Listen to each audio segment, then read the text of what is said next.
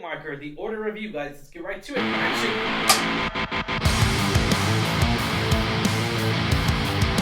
What's going on, Alamo City Movie Talk fans? As always, I'm your host, Ryan D. Ryan680, guys. I'm Angela Ange. And this is Alamo City Movie Talk, guys. Thank you so much for making this a part of your day. You know what to do, ladies and gentlemen. Do not forget, hit that subscribe button and do bell notification to get notified for our movie reviews like this one or trailer reactions we got. Angela, what are we talking about today? What's the film today we're talking about? We are reviewing The Order today. Yeah, The Order, guys, is a film that just came out this week. We saw it a couple weeks back and everything. Thank you to Vertical Films to give us the opportunity to watch this in advance and everything. But The Order is directed by Justin Kurzel and is a gripping crime thriller based on the true events surrounding the white supremacist group The Order in the 1980s, starring Jude Law as FBI agent Terry Husk and Nicholas Hoult as Bob Mathews. The film explores a dangerous clash between federal agents and extremists, dives into Mathews' double life as a leader of the violent group and a family man, while Husk and a deeply flawed but determined lawman leads the pursuit to dismantle the group. The film has been praised for its intense performance, especially Law's portrayal of a weary, determined FBI agent and Holt's chilling role as a charismatic but dangerous leader. So first and foremost, one of the things I do want to say, though, guys, is Jude Law's performance here is really good. Mm-hmm. I love Law's performance in here. He does a fantastic job as the FBI agent. You can tell he's been through a lot of stuff. You can tell he's been through this trauma, through struggles of cases in the past and everything, and he gets addicted to the fact that, you know, he wants to capture this guy. And one of the things I'm going to say, though, Jude Law is, I mean, we've seen him in the Secrets of Dumbledore. We've seen him play a young Albus Dumbledore. We've seen him do Sherlock Holmes. He was really good in Sherlock Holmes as Watson. There you go. Yeah, I loved him as Watson. And the other thing I do want to also really bring a shine to really is this is one of the first few acting roles we're getting before Superman that comes out next year in 2025. Nicholas Hoult. What did you think of him as this extremist leader? Almost in a sense to where we got a little unveiling because he plays almost like a villain role, essentially, and plays his character. Did you think he did a good job? Do you think he could really play the menacing or the villainous of Lex Luthor now after watching this? So I love Nicholas Hoult. I really love anything he's in. Yeah, he typically portrays like a protagonist character, someone who you kind of root for, who's like the good guy. So this was definitely a different take that I've seen him in. And I was really curious to see how he was going to pull it off because he just looks so nice and good. Those eyes are just piercing. But he is such a talented actor. He pulled it off. He was so, like you say, charismatic. He was so believable as this role, and I think that's just a testament to how talented he is. And I will say this makes me excited to see him as Lex Luthor. Yes. I'm still a little unsure of it because I was unsure about Jesse Eisenberg in the last Luthor we got him at. I didn't like him. I'm sorry. I know it's a very unpopular opinion. So I'm a little hesitant going in, but I have confidence that Nicholas Hoult will bring a different perspective to that role. But again, in this movie, I think he did a fantastic job. I agree with Jude Law. Also another fantastic job. I mean, they were just both so captivating on film, on camera, and I really think that their performances really held this movie for me. Really, pulled it up by the bootstraps, if you will. There were times I think that the movie kind of dragged just a little bit for me, pacing wise. But overall, I think the performances are really what saved it for me. So again, I think not just them, all the rest of the cast, I think they all did such a fantastic job. Here's the problem I have with this movie, and we go back to where, like, yes, I agree with you. This movie, from the grand spectacular of trailers and everything, the trailers get me sucked in. When we first saw this trailer, I was like, holy crap, Nicholas Hoult, Jude Law, The Order, about a white supremacist, almost, it reminded me, and then of course, Tyree Sheridan, which is from Ready Player One. And by the way, they're in talks to do Ready Player 2, by the way, just letting you guys know, by the way. So anyways, we're going back to this. I thought it was going to be as nervous and as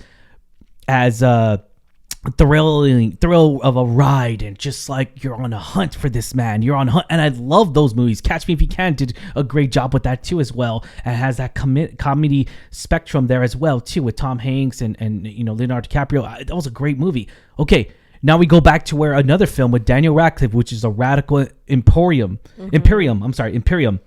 That movie is spectacular. If you haven't seen Imperium, it's about another white supremacist group. He's a part of it, and it's very subtle at first, right at the beginning. But Daniel Radcliffe does this captivating performance, as everyone knows him from Harry Potter and everything. I mean, he does so much more than that. Yeah, so much more than that, obviously. But next to Harry Potter, in my point of opinion, next to Harry Potter, it's Imperium, which he did fantastic performance there and plays this character upright and really shines so much in this movie. Follows him around in this as an undercover agent in FBI. Another situation where an undercover FBI agent was following there's white supremacist, white extremist groups, of groups just like this film, The Order. But needless to say, I expected more of a thrill, and we didn't get that at all in this movie. I was upset about that. Nothing against the actors. I was more upset of the direction the movie took. If that makes any sense to you guys. I expected to be more of a thrill ride. Maybe it wasn't. Maybe that was the point. It was supposed to be more story. Maybe it didn't want to be like any other movie. But for me, from the trailers, from what we got, from the clips that we got, you pretty much get all the action sequences are in the trailer, which I hate. Sure. I hate that. I think that's a big pet peeve for me, is when the trailer kind of gives away too much. Yeah. It kind of lessens the impact when you actually see the film. Again, I think it did have some potential to be a little bit more exciting, more thrilling. Didn't really quite live up to that for me.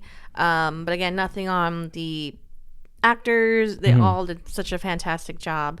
I agree with you. I did expect it to be a little bit more, like keep my interest just a little bit more. There were times where it kind of dragged a little bit, made the movie feel longer than it was.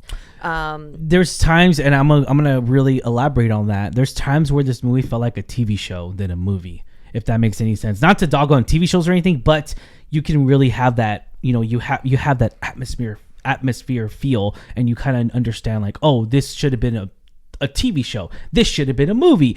You have those things where you just get locked in your head, and at times I feel like would have been a fantastic TV show. But at the end of the day, this movie's an hour and 49 minutes. I feel like the runtime could have been cut, an hour and 54 minutes. I feel like the runtime could have been cut a little bit. I definitely think the runtime really suffered the movie in its right. I really think that kind of like took a toll on it and everything. But needless to say, though, I still had a good time watching this. I mean, sadly, we didn't get to watch this in the movie theater. We saw it at the comfort of our home, but it was still really good. I still enjoyed myself, and I still had a good time watching Nicholas Hoult, Jude Law, play these characters and play on opposite sides, if you will, of the law enforcement of the criminal investigation and everything. And I love crime movies. You know that. I love crime movies. I love gangster movies. I love movies like there are these extremists, and they really elaborate and tell us the truth in a way, in a different perspective, in a different point of view. And I appreciate that. Now, go to was it the one we deserved? I'm gonna say politely yes. I'm gonna say yes, just because I feel like the chemistry between them all, it felt very natural, felt very intuitive, and it felt good. I'm not gonna lie. Now, was it the best movie of the year? No. By no means, probably not. No, it probably won't even make my top 10. But it had a good time in the theater. I still enjoyed Jude Law's performances, Nicholas Hoult, and pretty much the other detective, the lady, I forgot her name. She's from oh my gosh, what's her name? She's Journey. She's from. I know her from Roll Bounce. Yes, Roll Bounce. I know she's done so much things. Lovecraft. She was Lovecraft. Country. Or County. I wanted to watch that show. I didn't get a chance to, but I heard she's fantastic in it. Yeah. So again, I know she's done so many things, but that's where I personally see her when I first saw her from Roll Bounce. She was great in there, and then she was also in the Harley Quinn sequel. I think it was Birds of Prey. There you go. Birds of Prey. And they had another title change. That movie wasn't as good, but I still enjoyed the actresses in there to see a team up and everything. But going back to this, rating 1 out of 10, 10 being the highest, Angela. What do you give this rating? I will say it's a solid 6 for me. Because again, it wasn't like a disappointing movie by any means. I just wanted it to be a little bit faster paced, just to keep my interest in, fully there.